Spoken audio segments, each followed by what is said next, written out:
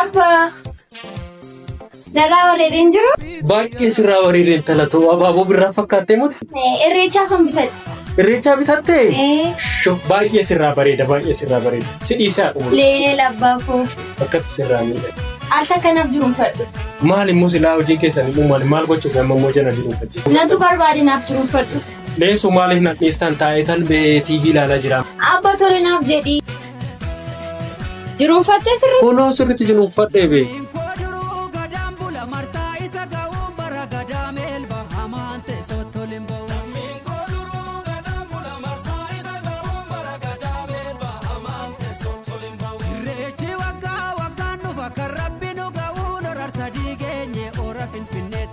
Surprise! Ijoolleen maraatanii afachuu kun immoo maaliif barbaachisa? Laa abbaa siif immoo kana siif binne jaallatteetta? Qarshii immoo eessaa argattanii kana naa bittan ijoolleen? Abbaa qarshii dhama ati nuuf duraa walitti qusannee siif binne. Qarshiin ani isiniif kennu keessanirraa hafee kana naa bittanii? Eeyyee abbaa. Ijoollee ko Waaqayyo aaga isinitti taa'u ulfaadhaa guddadhaa. Lafa yaaddaan ga'a. Dhugaadha abbaa. Kennaan kun si madaalu.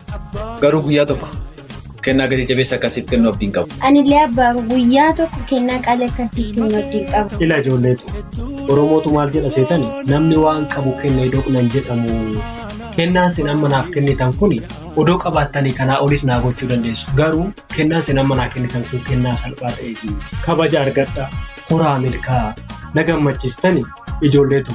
Waaqayyo ilmoo keessanii gammachuu isiniif haa gurguddadha nama guddaa naaf ta'a ijoollee kun caaltuu koo isinitti irraanfata sin fakkaattii caaltuu koo jiraachuun keessanii mimmaan koo qoosa jiraachuun keessan gadda koo gammachuutti jijjiiru jiraachuun keessan jireenya nagaaf tasgabbii akkasumas obsanaaf bagalsii qaba ijoollee Waaqayyo isiniin naaf kenna isiniin jira.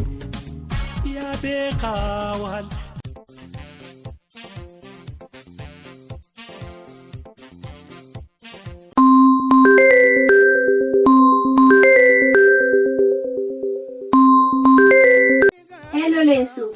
Oh daaduu akkamitti nagumaa? Nagaa galata waaqa akkam Leensu. Anis nagaa koota daaduu koo baga nagaa naa taate. Maaf beddanii ijoollee bilbilu mallee naan bilbiltan?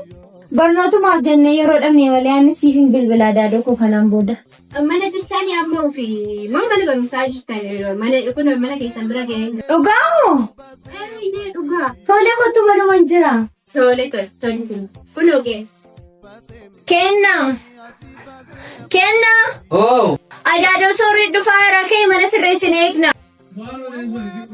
Ka'ii isheen dhufnaa sitti dheekkamti beekti. Amala ishee immoo beekta miti?